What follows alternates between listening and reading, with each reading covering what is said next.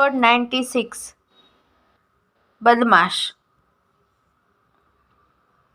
वक्त एक बार फिर रिपीट हो रहा था। कमरे के सोफे पर अरशद के पास बैठी अनन्या उसे प्यार से देख रही थी और अरशद उसे अपने हाथ से खाना खिला रहा था। उसके एकटक देखने पर अरशद ने झुककर उसके होठों को हल्के से काट लिया।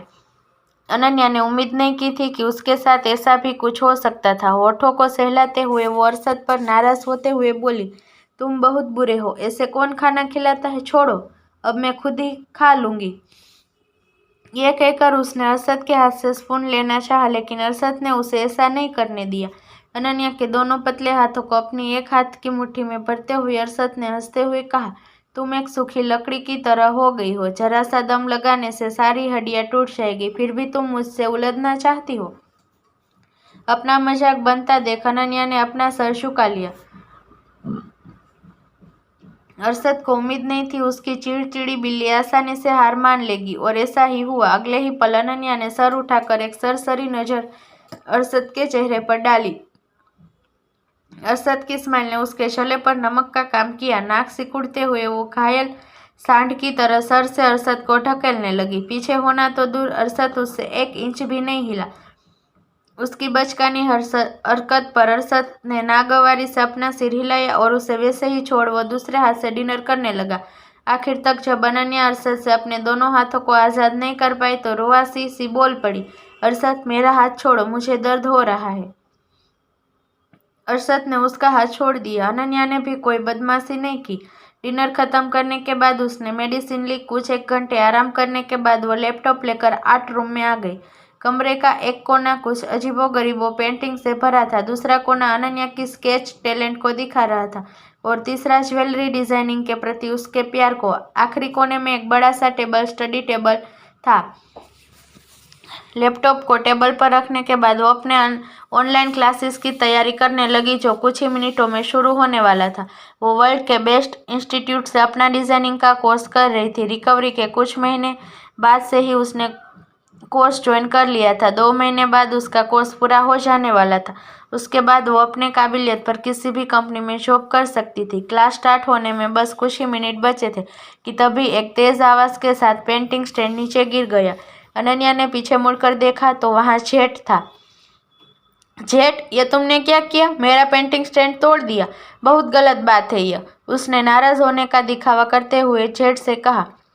उसकी डांट सुनते ही जेट जोर जोर से भौंकने लगा। पेंटिंग स्टैंड के चक्कर लगाते हुए वो अनन्या को बताना चाह रहा था उसका पेंटिंग स्टैंड बिल्कुल ठीक है। अनन्या भी ये समझ रही थी, फिर भी वो झूठा गुस्सा करते हुए जेट से बोली, जेट, तुम दिन पर दिन बहुत बदमाश होते जा रहे हो।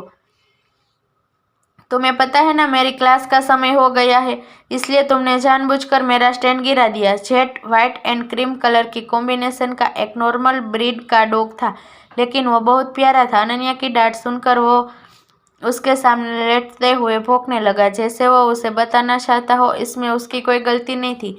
अनन्या कुछ बोलने को हुई कि उसी वक्त क्लास शुरू हो गई। स्क्रीन पर एक बूढ़ी गोरी औरत को देखते ही जेट तुरंत कमरे से बाहर चला गया। उसकी इस समझदारी पर अनन्या मुस्कुरा कर रह गई। वहीं सिंघानिया पैलेस। इन 3 सालों में सिंघानिया पैलेस का लुक बुरी तरह से बदल गया था। गार्डन में घास बड़ी हो गई थी, फूल पौधे केयर ना मिलने पर मुरझा गए थे। एंट्री गेट पर अब सिर्फ एक सिक्योरिटी गार्ड था। वहीं सर्वेंट क्वार्टर वीरान पड़ा था।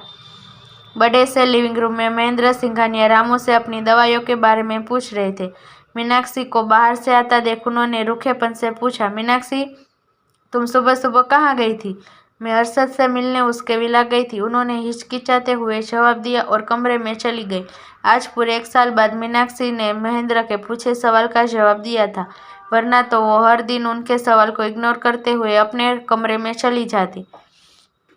वही उनके जवाब ने महेंद्र सिंघानिया को सोच में डाल दिया। वापस लौटते वक्त हर रोज मीनाक्षी की आंखों में आंसू और चेहरे पर झुंझलाहट होती थी, लेकिन आज वो शांत और मायूस थी।